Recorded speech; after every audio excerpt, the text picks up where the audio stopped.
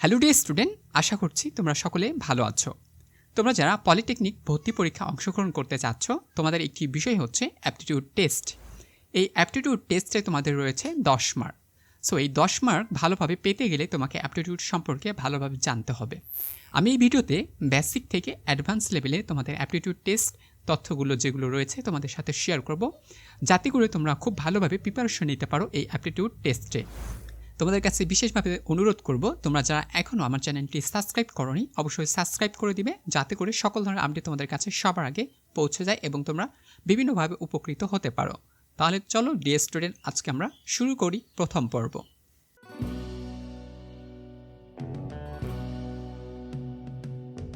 So dear student, aptitude টেস্টটা আসলে কি? তোমাদের অনেকেই প্রশ্ন হতে পারে বা প্রশ্ন জাগতে পারে। বিষয়টা একটু ক্লিয়ার করি। অ্যাপটিটিউড টেস্ট মানে হচ্ছে বুদ্ধিমত্তা, অথবা এটার আরেকটি নাম হতে পারে ধাঁধা, অথবা আরেকটি নাম হতে পারে সেটা হচ্ছে উপস্থিত বুদ্ধি, অথবা তোমরা এটাকে আরেকটি নামেও ডাকতে পারো, সেটা হচ্ছে ম্যাজিক বা জাদু। অনেকেই এটাকে ডেকে থাকে আইকিউ অথবা অর্থাৎ ইন্টেলিজেন্স কোশ্চেন, অথবা আরেকজন ডেকে থাকে সেটা হচ্ছে পাজেল। তার মানে তোমাকে এই অ্যাপটিটিউড টেস্টে কিন্তু তুমি দ্বারা বুঝতে পারছো বিষয়টা আসলে কতগুলোভাবে ডাকা হয়। বাট যখন আমরা বিভিন্ন পরীক্ষা দিই বা বিভিন্ন কম্পারেটিভ এক্সামে অংশগ্রহণ করি, তখন এটার নাম হয়ে যায় অ্যাপটিটিউড টেস্ট। সো বিষয়টা আশা করি তোমরা বুঝতে পেরেছ। এবার চলো আমরা কিছু বাস্তবমুখী উদাহরণ দেখি, যার মাধ্যমে আমরা বুঝতে পারবো অ্যাপটিটিউড টেস্টটা আসলে কী। সো ডিয়ার স্টুডেন্ট, তোমাদের প্রশ্ন হতে পারে বা প্রশ্ন জাগতে পারে। অ্যাপটিটিউড টেস্টটা তো আমরা জানবো কীভাবে এটা কাজ করে, কিন্তু কোথা থেকে প্রশ্ন হবে, কিভাবে প্রশ্ন হবে। সো প্রশ্নটা আসলে কেমন হবে, এটা বাংলাতেও হতে পারে, ইংলিশে হতে পারে, তারপরে গণিতে হতে পারে এবং বিজ্ঞান। আমি জাস্ট কয়েকটা তোমাদের ধারণা দিলাম যে কোনোভাবেই অ্যাপটিটিউড টেস্টটা তোমাকে প্রশ্ন করা হতে পারে।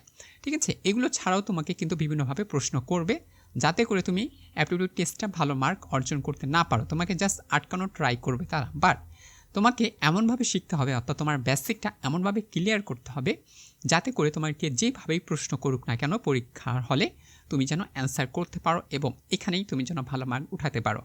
মনে রাখবে ডিয়ার স্টুডেন্ট, যাদের ওয়াল টোটাল মার্ক 60 থেকে 70-এর ভিতর থাকবে, তারা কিন্তু ভালো পলিটেকনিক্যাল অর্থাৎ সরকারি ভালো পলিটেকনিক্যালগুলোতে চান্স পাবে।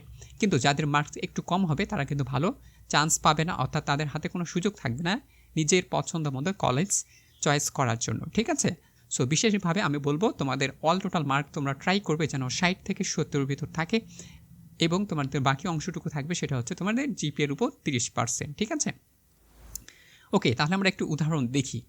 বিষয়টা এখন একটু খেয়াল করো, আমি তোমাদের ধীরে ধীরে বোঝানোর চেষ্টা করছি। ঠিক আছে, ওকে ডিয়ার স্টুডেন্ট, দেখো প্রথম প্রশ্ন আমি তোমাদের দিয়েছি, সেটা একটু বোঝার চেষ্টা করো, তাহলে তুমি বুঝতে পারবে। বলা হয়েছে, আচ্ছা আমি এখানে একটু পেন কালারটা চেঞ্জ করে নিই, এটা অনেক সময় দেখা যাচ্ছে না।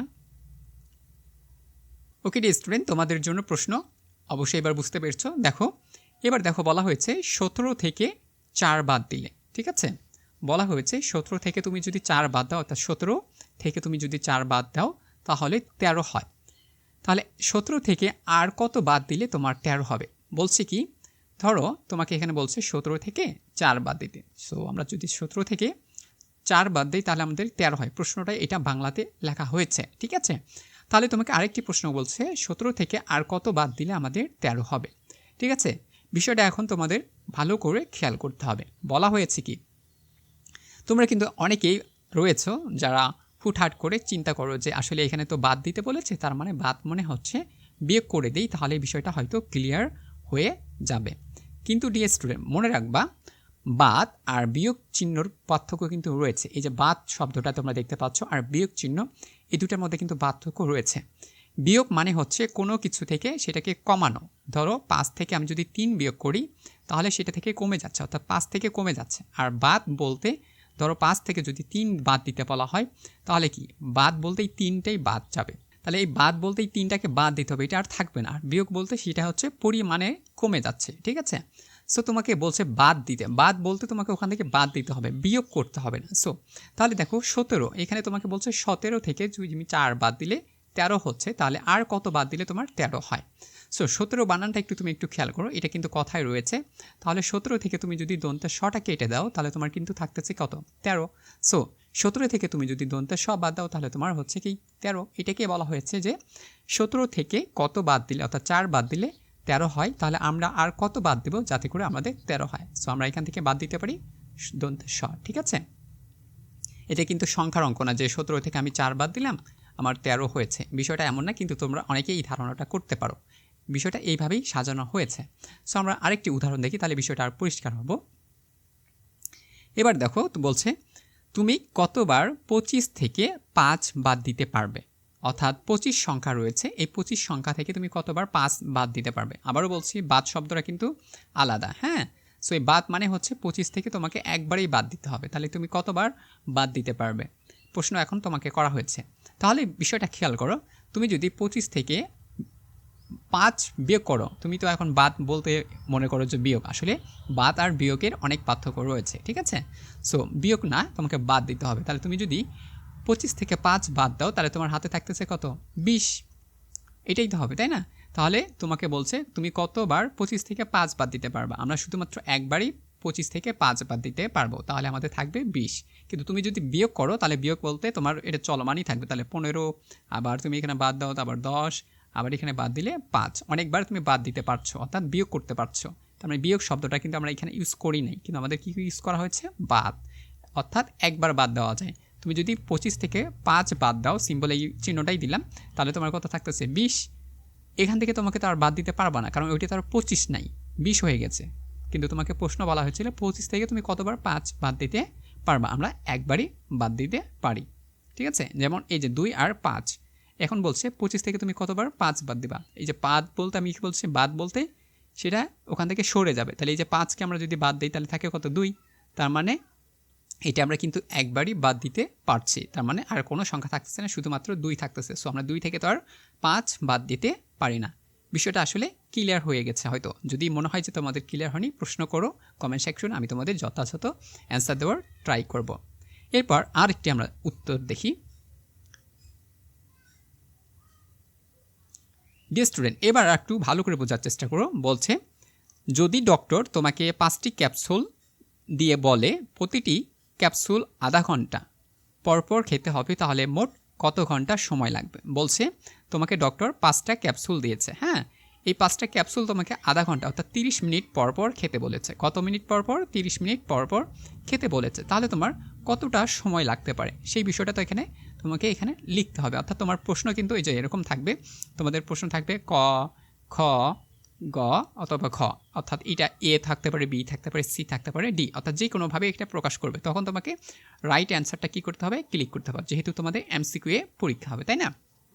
এখন দেখো বলছে তোমাকে 5টা আমি ওষুধ দিলাম, এই 5টা ওষুধ তুমি যদি আধা ঘন্টা পর পর খাও তাহলে তোমার কতটা সময় লাগতে পারে। তাহলে দেখো প্রথম ওষুধটা খেতে তো আমার 30 মিনিট পর খেতে হচ্ছে না, প্রথম ওষুধ খেতে আমার ওই যখন খেতে বলবো আমি তখন থেকেই খাবো, তাই না। প্রথম ওষুধ খেতে আমার 0 সময় লাগতেছে, তার মানে পরের বার আমি যদি খাই তাহলে আমার 30 লাগবে, পরের বার যদি আমি খাই তাহলে আমার আবার 30 লাগবে, পরের বার যদি আমি খাই তাহলে আরও 30 লাগবে, পরের বার যদি খাই আমার আরও 30 লাগবে। তাহলে 1 2 3 4 5, এই যে আমার 5 হয়ে গেছে। তাহলে এইগুলোকে যোগ করি, আমরা 0 রাখলাম, আছে 3 4 12, ঠিক আছে, 120 মিনিট। তাহলে 120 মিনিট হচ্ছে, কিন্তু আমাদের বলা হয়েছে কত ঘন্টা লাগবে। সো 20কে আমরা যদি 120কে আমরা যদি 60 দিয়ে ভাগ করি তাহলে আমাদের লাগবে 2 ঘন্টা, ঠিক আছে। সো বিষয়টা এখানে ক্লিয়ার করে দিলাম। তার মানে এখন এই যে 2 ঘন্টাটা রয়েছে এখানে এ বি দিয়ে রাখতে পারে, এখানে 3 ঘন্টা রাখতে পারে, ঠিক আছে, একটা 3 ঘন্টা, বি দিয়ে হয়তো বা 2 ঘন্টা, সি দিয়ে হয়তো বা 5 ঘন্টা, আর ডি দিয়ে হয়তো বা 8 ঘন্টা, এরকম তোমাদের অপশন দিয়ে দিবে। এখান থেকে তোমার কারেক্ট অপশনটা ক্লিক করতে হবে। আশা করি তোমরা মোটামুটি বেসিক ধারণাটা পেয়ে গেছো। এবার চলো আমরা ধীরে ধীরে আরেকটু অ্যাডভান্স যাওয়ার চেষ্টা করি। এবার দেখতে পাচ্ছ নিচের কোন সংখ্যাটি ভিন্ন, এমন একটি প্রশ্ন তোমাকে দিবে, দিয়ে বলবে যে নিচের কোন সংখ্যাটি ভিন্ন। সো ডিয়ার স্টুডেন্ট একটু খেয়াল করো তো, দেখো তো এখান থেকে কোন সংখ্যাটি তোমার কাছে ভিন্ন মনে হচ্ছে। ভিন্ন বলতে আমরা এখানে বোঝাচ্ছি কোন সংখ্যাটি আলাদা।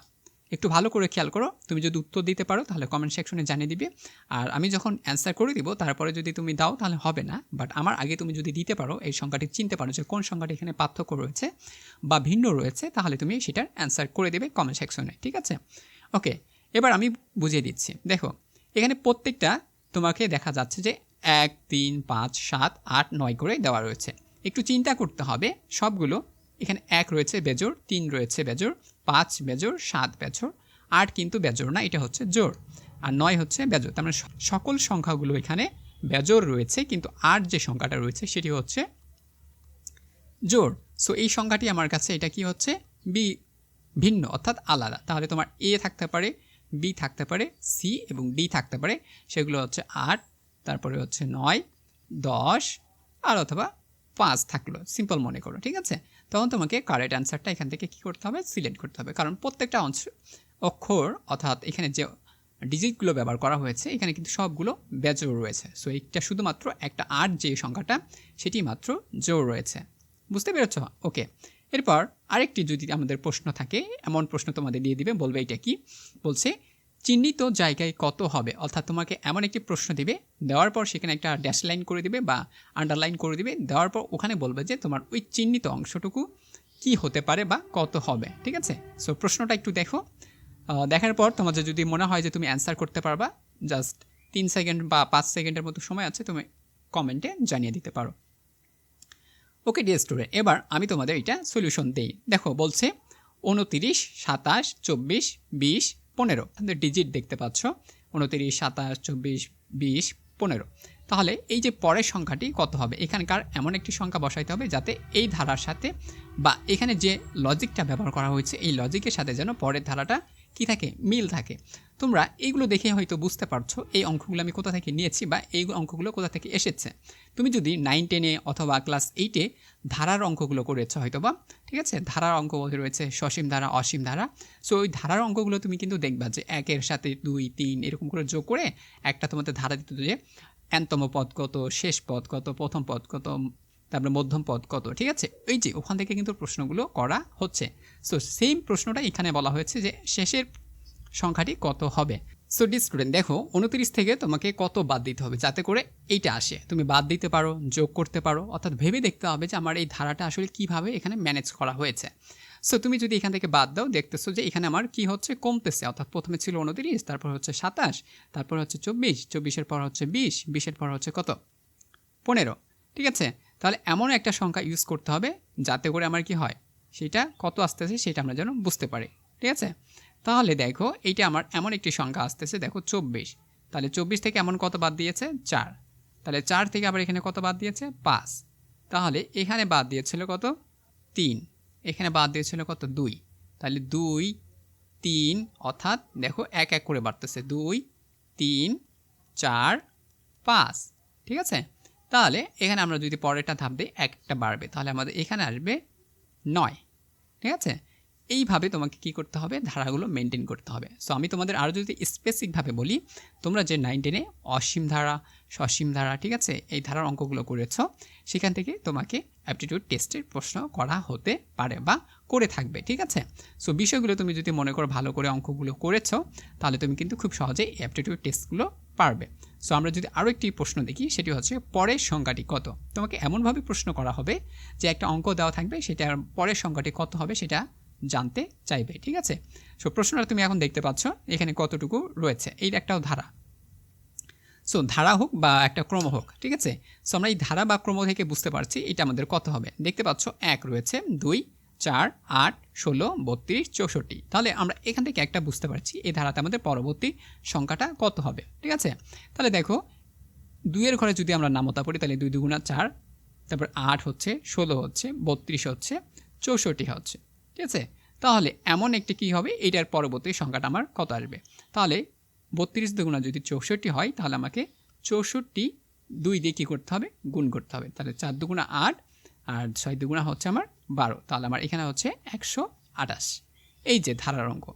তাহলে ওখান থেকে জানা যাচ্ছে যে তোমাদের অ্যাপটিটিউড প্রশ্ন হতে পারে, ঠিক আছে। সো এইটা একটা তোমাদের অ্যাপটিটিউড কোশ্চেন ছিল। সো তোমাকে এমসিকিউ দেওয়া থাকবে, 4টা অপশন দেওয়া থাকবে, এই 4টার মধ্যে কোনটা হবে তোমাকে খুব তাড়াতাড়ি বের করে নিতে হবে।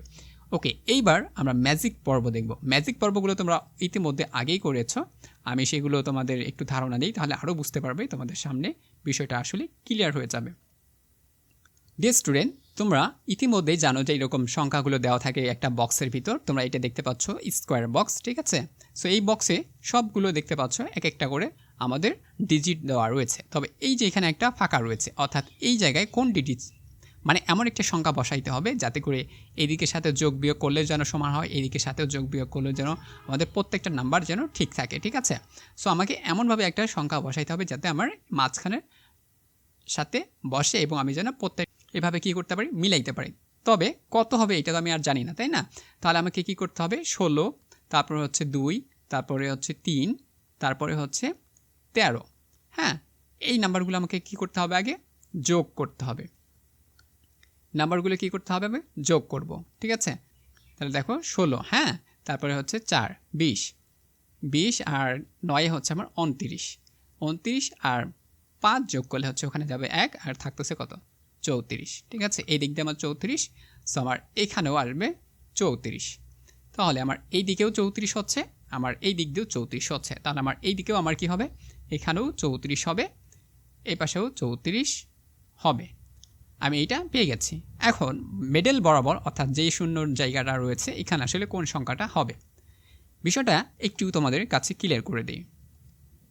আমি একটু ইরেজ করি, বিষয়টা তোমাদের সাথে আরও পরিষ্কার হয়ে যাচ্ছে তাহলে, ঠিক আছে। এবার চিন্তা করো ডিয়ার স্টুডেন্ট, তুমি চতুর্দিক দিয়ে মিলে দেখলে যে চতুর্দিকে 34 করে আছে, তাহলে তোমার এই মিডল বরাবর অর্থাৎ এই সংখ্যাটা কত হবে। খেয়াল করো এখানে সর্বোচ্চ সংখ্যা কত আছে, 16, অর্থাৎ 1 থেকে 16 পর্যন্ত সংখ্যা তারা কি করেছে, ব্যবহার করেছে। তাহলে তোমাকে এই 1 থেকে 16-র ভিতরে এমন একটা সংখ্যা হয়তো মিসিং আছে বা ব্যবহার করা হয়নি, সেই সংখ্যাটা খুঁজে বের করতে হবে। তাহলে আমরা যদি দেখি 1 রয়েছে, তারপরে এইদিকে আমরা দেখতে পাচ্ছি 2, 3, তারপরে এই সাইডে রয়েছে 4, 5, এই সাইডে রয়েছে 6, 7, এই সাইডে রয়েছে 8, তারপরে এইদিকে আমাদের রয়েছে 9 আর 10 আমরা দেখতে পাচ্ছি না, তার মানে আমাদের এইখানে হবে কি 10, রাইট।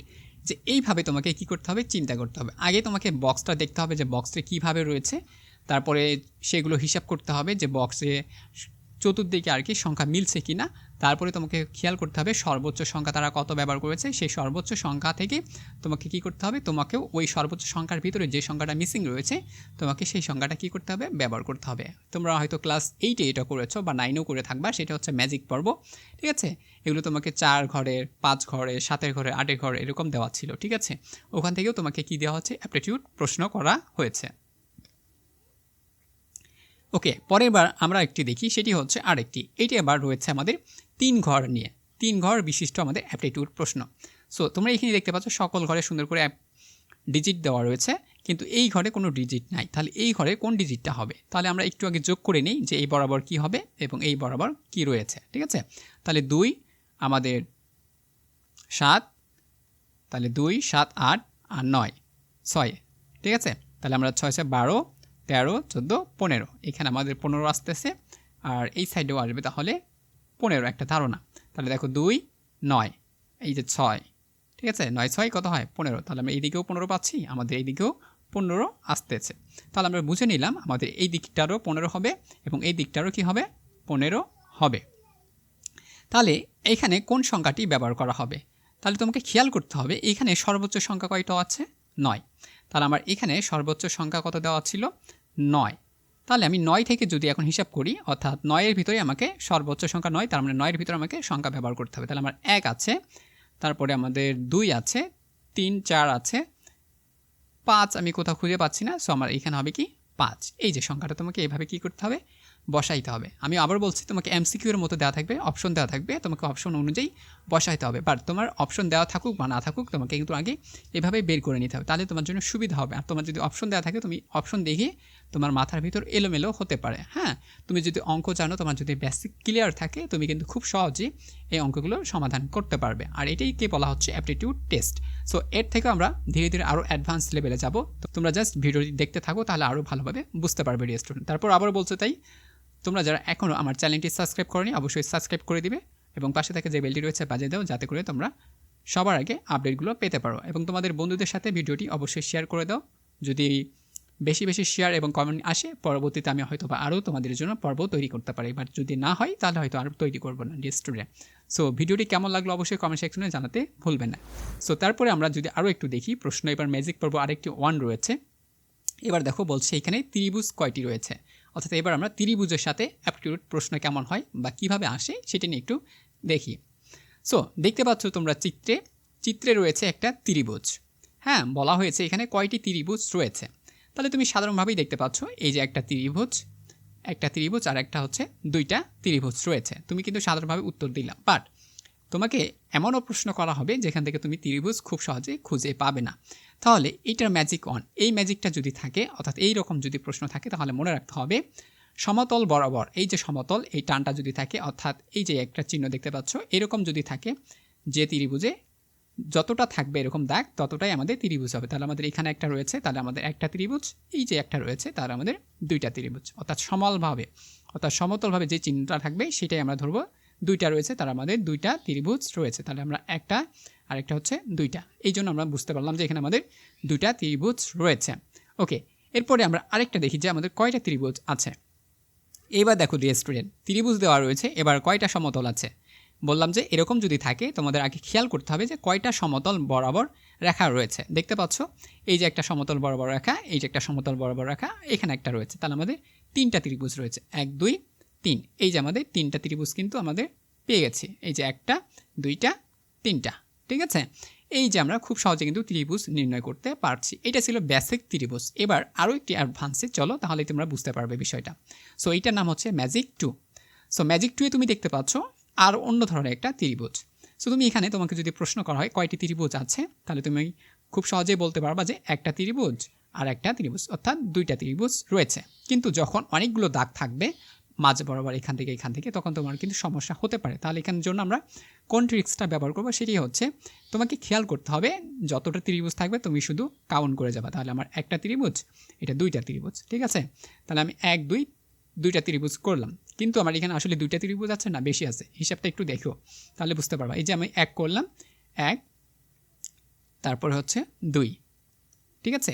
এই 2 এখন যোগ করে যদি আমি দেখি 3 হচ্ছে, তাহলে আমার এখানে রয়েছে তিনটা ত্রিভুজ। আবার বলছি যতটা দাগ থাকবে ততটা ঘরে তুমি 1 এইভাবে দিবা, 2, ঠিক আছে। তারপরে সেটাকে কাউন্ট করবা, কাউন্ট করে যোগ করে যেই ফলটা হবে সেটাই হচ্ছে তোমার অতগুলো ত্রিভুজ রয়েছে। এখন তোমাকে হিসাব করে দিই, এই যে এই ঘর বরাবর একটা ত্রিভুজ, এই ঘর বরাবর একটা ত্রিভুজ, দুইটা হয়েছে। আর এই যে সাইডে অর্থাৎ বাইরে যে ত্রিভুজটা রয়েছে এটা নিয়েই হচ্ছে কয়টা ত্রিভুজ, তিনটা। আশা করি বেসিকটা তোমার ক্লিয়ার হয়েছে। এবার পরের প্রশ্নটা আরেকটু দেখো। এবার দেখতে পাচ্ছ তিনটা দাগ রয়েছে, তাহলে এখানে কয়টা ত্রিভুজ হবে তোমাকে অবশ্যই মনে রাখতে হবে। আমরা কাউন্ট করতে বলেছি, যদি এরকম আসে তাহলে একটা ত্রিভুজ, দুইটা, তিনটা, তাই না। এখন এগুলোকে যোগ করো, 1 2 আর হচ্ছে 3, তাহলে 3 3 কত হয়, এখানে 2 আর 1 3, আর এখানে কয়টা, 6টা আমাদের ত্রিভুজ আছে, ঠিক আছে। তাহলে আমাদের কয়টা ত্রিভুজ আছে, 6টা ত্রিভুজ আছে। তাহলে আমি যে একটা ত্রিভুজ, দুইটা, তিনটা। আবার এইটার জন্য আমাদের হচ্ছে এই যে একটা, দুইটা, এটার জন্য আমাদের একটা, 4টা, আর এইখানে একটা, 6টা হয়ে গেল, ঠিক আছে। তাহলে আমার একটা ত্রিভুজ, দুইটা ত্রিভুজ, তিনটা, এই বাইরের জন্য আমরা যদি ধরি 4টা, আর এই যে একটা রয়েছে এই সাইডে, ঠিক আছে, এই দুইটা মিলে তাহলে এটা 5টা, আবার এই সাইডে রয়েছে এই সাইডেরটা, তাহলে এইটা মিলে হচ্ছে আমাদের কয়টা, 6টা। বেসিকটা ক্লিয়ার কিনা, ঠিক আছে। ত্রিভুজ নির্ণয় করার জন্য দুইটা আমরা ম্যাজিক শিখলাম, যে যদি সমতল বরাবর থাকে তাহলে আমরা কি করব, ওইটাকে কাউন্ট করব, তাহলে অতগুলোই ত্রিভুজ হবে। আর যদি এরকম লম্ব বরাবর থাকে তাহলে আমরা সিম্পলভাবে আগে কাউন্ট করব, তারপরে কাউন্ট করার পর সেগুলোকে যোগ করব, যোগ করে যতটা হবে ঠিক ততটাই হচ্ছে আমাদের ত্রিভুজ রয়েছে। এবার ম্যাজিক 3তে চলো আমরা আরও একটি ম্যাজিক দেখি যে ওখানে কতগুলো ত্রিভুজ রয়েছে। এবার দেখো ডিয়ার স্টুডেন্ট, তোমাকে বলছে এখানে কয়টি ত্রিভুজ রয়েছে। এবার তোমার হয়তো মাথায় এলোমেলো হতে পারে, কিন্তু যারা 1 আর এই 2 ম্যাজিকগুলো ভালোভাবে মাথায় ক্লিয়ার করে নিতে পারছে তারা কিন্তু এটা খুব সহজে বের করতে পারবে। তুমি যদি পারো কমেন্টে জানিয়ে দিও, ঠিক আছে। সো আমি এবার ক্লিয়ার করে দিচ্ছি। দেখো, তোমাকে মনে মনে ধরতে হবে এই যে লম্ব যেটা আছে এইটা মনে করো নাই, তাহলে তোমরা এখানে দেখতে পাচ্ছ সমতল বরাবর কয়টা দাগ আছে, 2টা, এই যে একটা আর হচ্ছে 2টা, তাহলে আমার কয়টা ত্রিভুজ হইলো এখানে, 2টা। এবার মনে করো তোমার এই সমতল বরাবর যে দাগটা রয়েছে এটা নাই, লম্ব বরাবর রয়েছে, তাহলে কয়টা রয়েছে, একটা আর হচ্ছে 2টা। ওকে, তাহলে আমরা এখন দেখি 1 আর 2 এটা যোগ করে আমাদের কথা হচ্ছে 3, আর এই সাইডে আমাদের কয়টা ত্রিভুজ ছিল, 2টা, তাহলে আমরা 2 গুণ করব, তাহলে আমাদের হচ্ছে 3 দুগুণা কত, 6টা ত্রিভুজ রয়েছে। অর্থাৎ 6টা আমাদের এখানে কয়টা রয়েছে, ত্রিভুজ রয়েছে 6টা। আবারও বলছি, আমরা তো শিখলাম এই যে এইটা 2 ম্যাজিক যেটা থাকে সেটাকে আমরা কি করি, যোগ করি। যোগফলটা আমরা এখানে লিখলাম, আর এই সাইডে যেটা দাগ থাকবে ওই কয়টাই ত্রিভুজ, তার মানে একটা ত্রিভুজ আর একটা ত্রিভুজ, তাহলে দুইটা। এটাকে আমরা মাল্টিপল করব, ঠিক আছে। তাহলে আমাদের মাল্টিপল করলে আমাদের কত আসতেছে 6, এই জন্য আমার এখানে 6টা ত্রিভুজ আছে। এটারই আর একটা বিস্তারিত যদি দেখি, এখন দেখো মনে মনে ধরো যে লম্বাগুলো এখন নাই, এখন আছে শুধু সমতল, তাহলে একটা ত্রিভুজ, দুইটা ত্রিভুজ, তিনটা। আবার এখন ধরো একটা, দুইটা, তিনটা, ঠিক আছে। এখন এগুলো আমাকে যোগ করব, 1 2 3, যোগ করলে আমার হচ্ছে 6, আর এখানে আছে 3টা ত্রিভুজ, ঠিক আছে। 3 6 18টা, তাহলে আমাদের কয়টা ত্রিভুজ আছে, 18টা, ঠিক আছে। এই যে আমি ত্রিভুজগুলো নির্ণয় করলাম, এইভাবে আমাদের কিন্তু ত্রিভুজগুলো কী করতে হবে, নির্ণয় করতে হবে, ঠিক আছে। এবার চলো আমরা আরও অ্যাডভান্সে যাই। দেখো তোমাকে যদি অ্যাডভান্সে প্রশ্ন করে যে আজকে যদি বৃহস্পতিবার হয় তাহলে 49 দিন পর তোমার কী বার হবে, ঠিক আছে। আজকে যদি বৃহস্পতিবার হয় 49 দিন পর তোমার কী বার হবে, তুমি এখন যদি হিসাব করো আজকে থেকে 49 দিন পর, তাহলে তুমি এটা অনেকটা সময় লাগবে, বাট এটা আমরা শর্টকাট শিখব। সেটি হচ্ছে এক সপ্তাহ আমরা কি জানি, এক সপ্তাহ সমান আমরা জানি সেটা হচ্ছে 7 দিন, তাই না। সো এই 7 দিন আমরা কি জানি, জানি যে এক সপ্তাহ সমান 7 দিন, তাহলে আজকে যে বার হবে ওই 7 দিন পর একই বার হবে। যদি রবিবার হয় তাহলে ওই 7 দিন 1 2 3 4 5 6 7, তাহলে ওই 7 দিন পর কী হবে, রবিবার হবে। আজকে যদি আমাদের সোমবার হয় ওই 7 দিন পরও কী হবে, সোমবার হবে। আজকে যদি মঙ্গলবার হয় আজকে, তাহলে 7 দিন পরেও হবে কি, মঙ্গলবার, ঠিক আছে। কারণ আমরা জানি যে 7 দিন পর পর বার চেঞ্জ হয়, কিন্তু তারিখ কিন্তু ওই 30টা তারিখ রয়েছে, ওই 30টা তারিখ কিন্তু ওই 7 দিনের মধ্যেই তোমাকে কাউন্ট করা হচ্ছে, তাই না। যেমন আজকে ধরো 1 তারিখ, ওই 7 দিন পর আবার কি হবে, 7 তারিখ হবে, কিন্তু সেটা রবিবারেই থাকবে। 1 তারিখে শুরু হয়েছে, আবার 7 তারিখেও আবার কী হবে, রবিবার। তার মানে আজকে যে বার হবে তোমার 49 দিন পর ওই একই বারটাই হবে। এখন এটা আমরা কীভাবে বের করব সেটা একটু দেখি। যেহেতু আমরা 49 দিন পর, তো 49 দিন পর কী বার হবে এটা তো আমি জানি না, তাই না। সো আমরা 7 দিব, 7 দিয়ে আমরা এই 49টি রয়েছে, এই 49টা আমরা কী করব, ভাগ করব। 7 সাথে কী হয়, 49।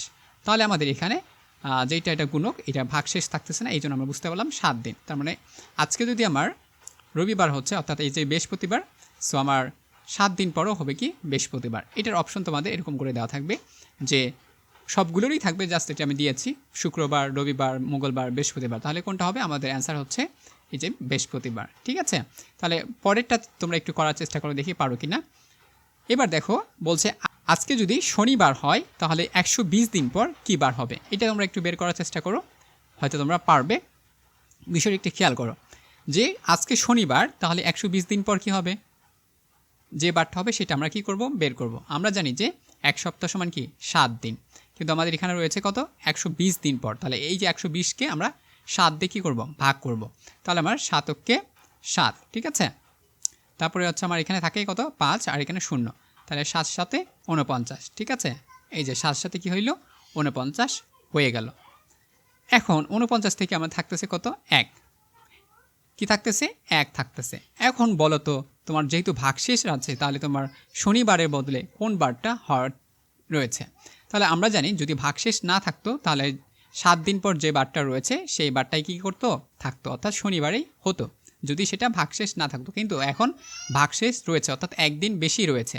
তাহলে আজকে শনিবার, তাহলে তোমাকে একদিন কী করতে হবে, বেশি যোগ করতে হবে। তাহলে এটার সাথে 1 যোগ করবা, তাহলে তোমার ওইটা কী বার, শনিবার, প্লাস 1 যোগ করলে ওটা হচ্ছে কি, রবিবার।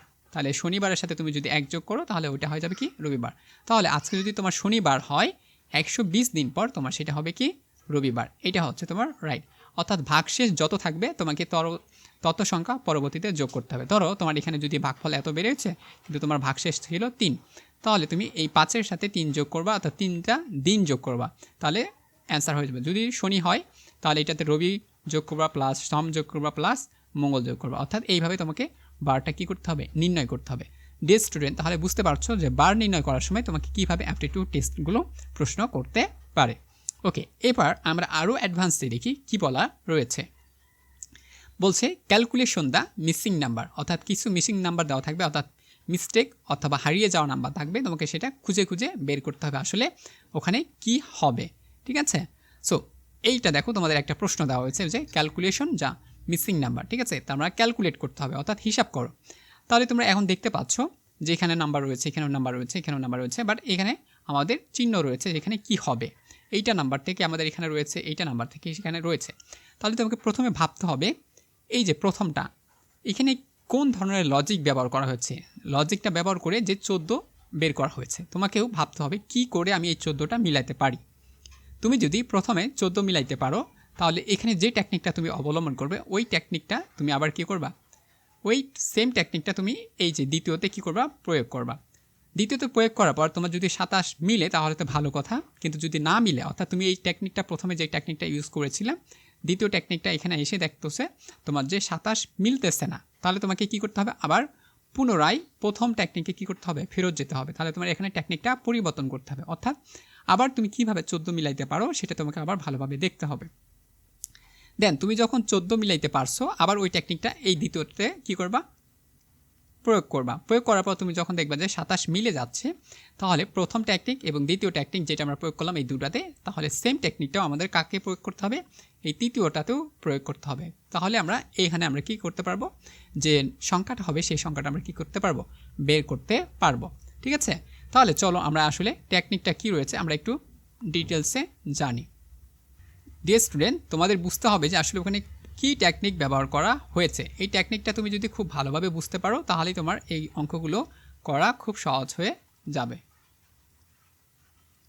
ঠিক আছে, সো ডিয়ার স্টুডেন্ট দেখো তুমি এখানে কি করতে পারো, 4-এর সাথে 3 যোগ করতে পারো, অথবা 4-এর সাথে 2 যোগ করতে পারো, 2-এর সাথে 3 যোগ করতে পারো, বিয়োগ করতে পারো, ভাগ করতে পারো, অর্থাৎ যা কিছু করা যায় তুমি করে এই 14টা তোমাকে কী করতে হবে, মিলাতে হবে, তাই তো। সো আমরা এখন দেখি কি করে আমরা 14 মিলাতে পারি। ঠিক আছে, সো ধরো এখানে রয়েছে 3 আর 4 যোগ করলে কত হয়, 7, 8, 9। সো এখানে মিলতেছে না, তাহলে আমি কি করতে পারি, একটু গুণ করে দেখি। 4 আর 3 যোগ করলে কত হয়, 12, 2 আছে, 2 যোগ করলে কত হচ্ছে আমার 14, তাই তো। এই যে আমি একটা টেকনিক প্রয়োগ করলাম, এই টেকনিকটা আমি যদি এখানে প্রয়োগ করি 4, 5 কত হয় 20, এখানে রয়েছে 3, তাহলে আমি যদি 3 যোগ করি আমার কত আসতেছে 23। তাহলে আমার এই টেকনিকটা কিন্তু মিলতেছে না, তাহলে আমাকে আবার এখানে টেকনিক কী করতে হবে, পরিবর্তন করতে হবে। এবার আমরা আরেকটা টেকনিক প্রয়োগ করব, যে টেকনিক করে এটা মিলবে। তাহলে আমরা এখন টেকনিক প্রয়োগ করতে পারি, সেটা হচ্ছে 2-এর সাথে আমরা কী করব, 4 গুণ করব। 8 হচ্ছে, এই 2-এর সাথে আমরা কী করতে পারি, 3 গুণ করতে পারি, কত হয় 3 দুগুণা 6।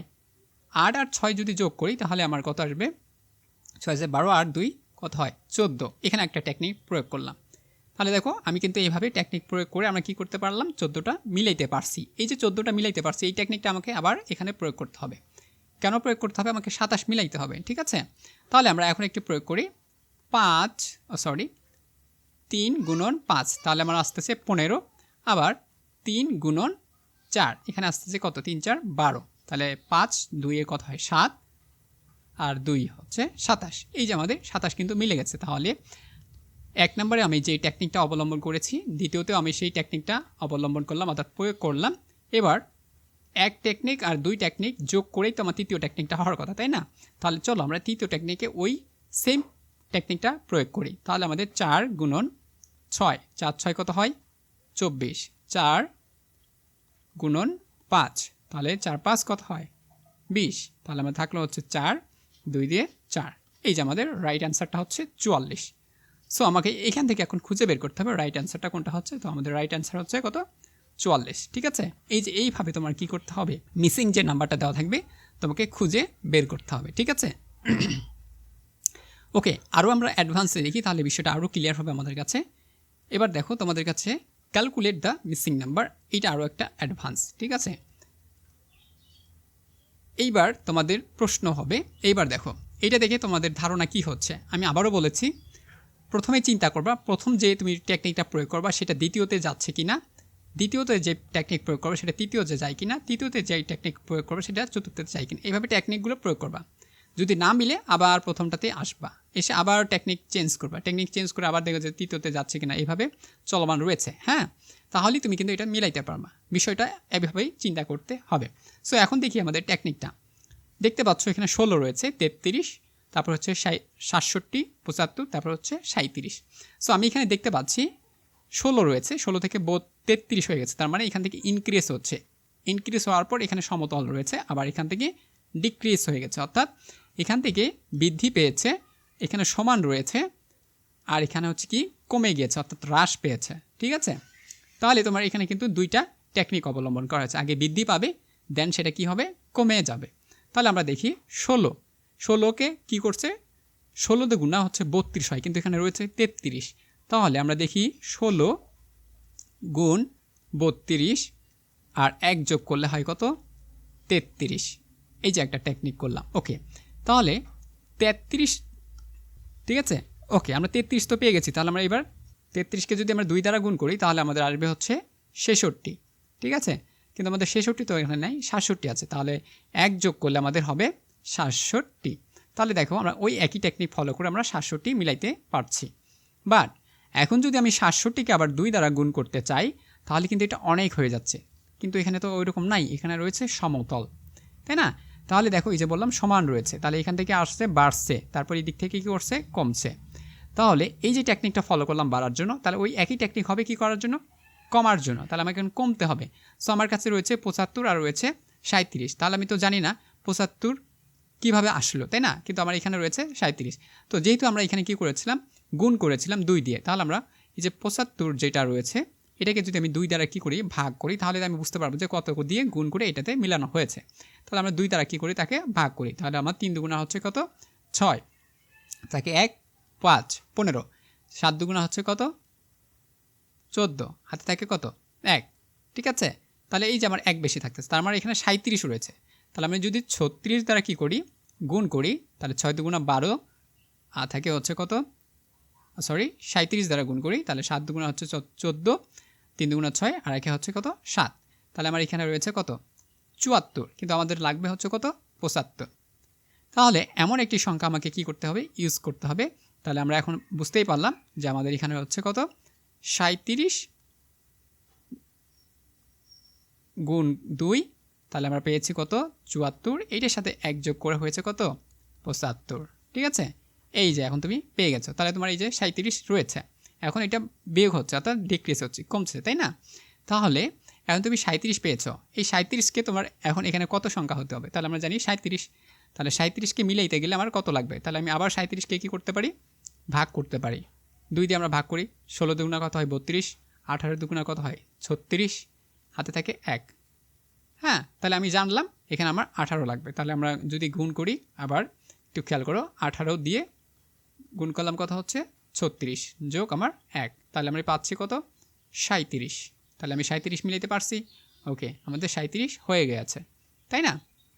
তাহলে আমার এখানে এমন কোন সংখ্যা হবে যেটা আমাদের মিলাইতে হবে, তাহলে এই যে আমার 18, আমাদের এখানে কি হবে, 18 হবে, ঠিক আছে। এইখান থেকে আমাদের রাইট অ্যান্সার বের করতে হবে কত, 18। তাহলে দেখো এই জায়গায় আমার হচ্ছে কত, 18, 37, এটা হচ্ছে আমার 75 এই দিক থেকে, আবার এই দিক থেকে হচ্ছে 16, 33, 67 এই দিক থেকে। তার মানে আমার প্রথমে বাড়ছে, উপরের দিক থেকে বাড়ছে একটা টেকনিক, এদিকে আরেকটা কমছে। তার মানে এইদিকে কী করছিলাম, গুণ করে আমরা নিয়ে গেলাম, আর এদিকে আমরা কী করলাম, ভাগ করে মিলাই দিলাম। এই যে টেকনিকগুলো অবলম্বন করে তোমাকে কী করতে হবে, পাজলগুলো অথবা তোমার যে অ্যাপটিটিউড টেস্ট রয়েছে সেটাকে পরীক্ষা উত্তীর্ণ হতে হবে। ডিয়ার স্টুডেন্ট, তোমরা যদি এই অ্যাপটিটিউড টেস্টটা ভালো করতে চাও তাহলে অবশ্যই তোমরা কমেন্টে জানাবা। তোমরা যদি মনে করো যে তোমাদের পিডিএফের প্রয়োজন রয়েছে, তোমরা যদি আমার কাছ থেকে পিডিএফ নিতে চাও অর্থাৎ কিনতে চাও, একটা পিডিএফের মূল্য আমার কাছে 150 টাকা অর্থাৎ 150 টাকা পড়বে। তোমরা যদি পিডিএফ চাও অবশ্যই আমি তোমাদের পিডিএফ তৈরি করে দেবো। ডিয়ার স্টুডেন্ট, 2 থেকে 3 দিন আমাকে সময় দেবো, আমি তোমাদের পিডিএফ তৈরি করে দেবো। তোমাদের কোশ্চেন তৈরি করব, প্লাস কোশ্চেনের অ্যান্সার দিব, প্লাস সেটার কী করব, ব্যাখ্যা দেবো, ঠিক আছে। ব্যাখ্যা দিয়ে আমি তোমাদের সুন্দর করে একটা পিডিএফ দিয়ে দেবো, যাতে করে তোমরা অ্যাপটিটিউড টেস্টে 10-এর ভিতর 10 পেতে পারো। সো তোমরা যারা পিডিএফটি কিনতে চাচ্ছ অবশ্যই কমেন্টে জানাবা, এবং আমি পরবর্তীতে তোমাদের আরেকটা ডেমো ক্লাস নিয়ে সেটা প্রেজেন্ট করব। করার পরে আমি তোমাদের হোয়াটসঅ্যাপ নাম্বারটা দিয়ে দিব, তোমরা সেই হোয়াটসঅ্যাপ নাম্বারে তোমাদের পিডিএফগুলো পেয়ে যাবা। যারা আমাকে পিডিএফের জন্য টাকা পেমেন্ট করবে 150 টাকা, তারাই অবশ্যই পিডিএফগুলো পাবে, একদম অ্যান্সার সহ ব্যাখ্যা, ঠিক আছে। সো ডিয়ার স্টুডেন্ট, ভিডিওটি কেমন লাগলো তোমাদের বন্ধুদের জানিয়ে দাও। যদি বেশি বেশি শেয়ার হয়, লাইক কমেন্ট আসে, তাহলে আমি অবশ্যই পরবর্তী যে ডেমো ক্লাসটা রয়েছে সেটা তৈরি করব। যদি মনে হয় যে না, তোমরা আমাকে ভালোভাবে সাপোর্ট করো নি, তাহলে আমি পরবর্তীতে আর কোনো ডেমো ক্লাস নিব না। সো ডিয়ার স্টুডেন্ট, ভালো থাকো, সুস্থ থাকো। পরবর্তী আপডেট জানার জন্য চ্যানেলের সঙ্গে থাকো। Thank you very much.